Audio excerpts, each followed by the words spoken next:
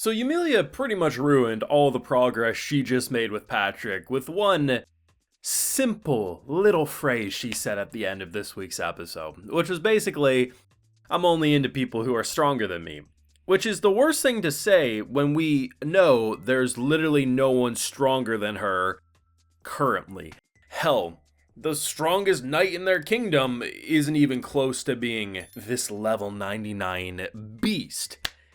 What she meant, at face value, was that, hey, I'm trying to diffuse anyone trying to ask me to dance. I only want to dance with my boy Patrick. Actually, really sweet, really humbling, but she's not good with social situations. And our boy now is going to be on a quest to be like Mash from Mashal. He's going to get buff. And good for him, he'll train real hard, but unfortunately he doesn't realize that our clueless dense MC who just doesn't know how to properly express herself, like she is very, very bad at expressing herself, and I'm sure many people watching this show are gonna relate to her in that way, and now he's like, God damn it.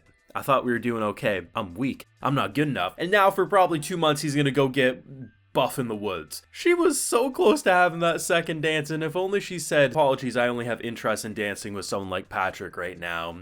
Carry on. Instead, our boy's like, I'm not stronger than her, huh? Alright, I'll do this. I'll get buff. You just wait for me. And it's like, oh, I love this clueless girl. I got a full live reaction to this week's episode of Villainess level 99 over on my Patreon. If you want to see my full uncut thoughts, it's over there if you're interested. This was a very interesting episode. It actually kind of progresses a lot of the character relationships and kind of sets the stage of where we're at now that we're kind of at the midway point of the season, right? And I said it back when we were earlier into the show. I said, like, the two kind of characters that were the most interesting for me, one was, of course, Patrick for obvious reasons, and Eleonora. I actually liked the whole Mean Girls group that they had going on. And when you consider the fact that, you know, the three guys and, of course, Alicia pretty much are like the MCs, but they're written in a way to kind of be like, oh, here's your just sweet little girl and here's the love interest. It was very clearly an Otome game, where, you know, it ain't that deep at the end of the day. That's why a lot of their actions feel very surface level. And obviously a lot of the interactions in this game in general. But I like the idea of that Mean Girls group, even though they were bitchy and had attitude.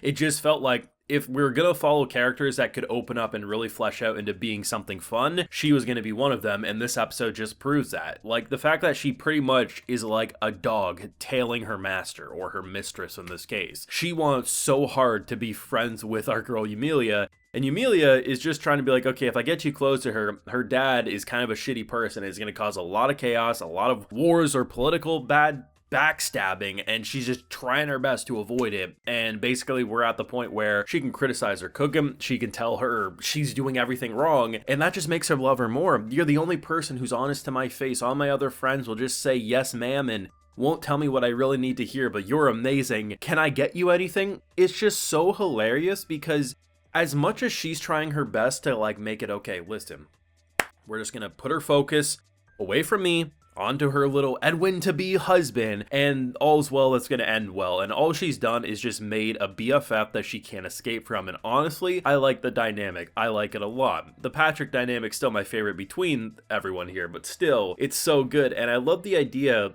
that if you rewind 2 episodes back, she wasn't in a horrible situation. And hell, even with last week, a decent amount of that, she wasn't too bad. Like, people were talking with her, people were friendly, and she just had to go and summon a black hole of death and pretty much hold everyone up at gunpoint to say, listen, we ain't gonna do no ties here. I want to win. Because that's basically what she did without realizing it. And now no one wants to talk to her anymore. And honestly, the more she doesn't realize how much of an evil wench she appears to be, the funnier it is. The only time she thinks she looks evil is in the most normal situations. She's wearing this beautiful red rose-like dress. She looks noble, she looks humble, she looks elegant, and she's like, I bet everyone thinks I'm stained with my enemy's blood. And I'm like, she's acting like her dress has blood droplets all over it. She looks normal. But what does she not realize makes her look like a demon lord? Spider-Manning herself to the ceiling being like, what are you doing? Jumping down and pretty much shaking down the person who's going inside Alicia's desk.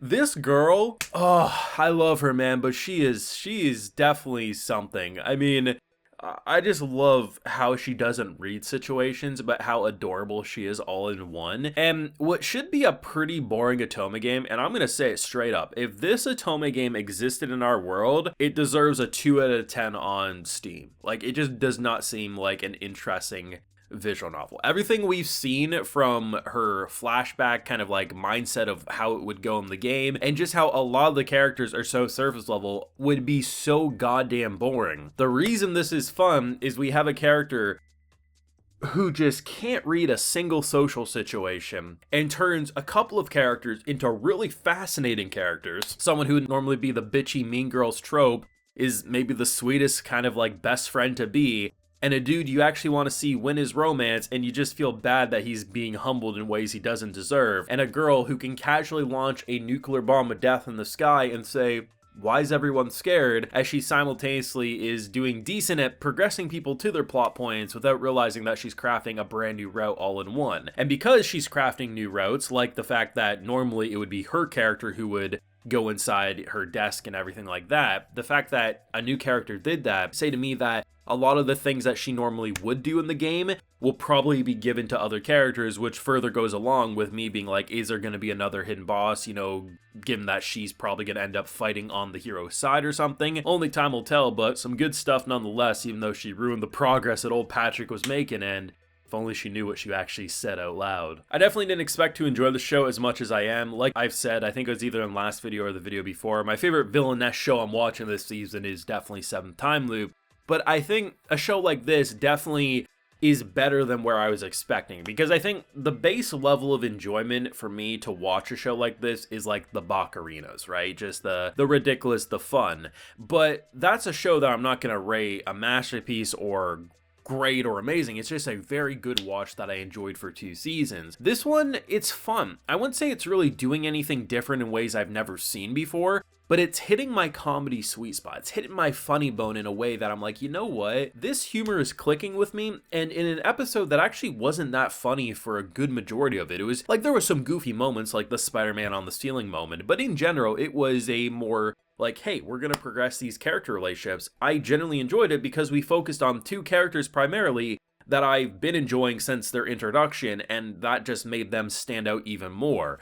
The writing is quite solid. Not gonna say it's revolutionary or it's the best show I've ever seen or I'm gonna watch this year, but you know, if they made a season 2, I would be right there from day 1 wanting to watch it. I quite enjoy this, and I think this was a very good episode that I just hope Patrick succeeds, even though marrying her might end up killing him in the long run. Let me know what you thought of this week's episode of Villainess down below. Leave a like if you enjoyed, subscribe if you're new, and of course ring that bell. And like I mentioned, we have a full live reaction over on my Patreon, and hey, while you're over there, I'll also give you a video shout out. Alright, so today we have Jonathan Bromelo, Purple Kush, Rerun, FZCL, Azop, and Ed. So I appreciate the support, everyone. Please take care and have a good one.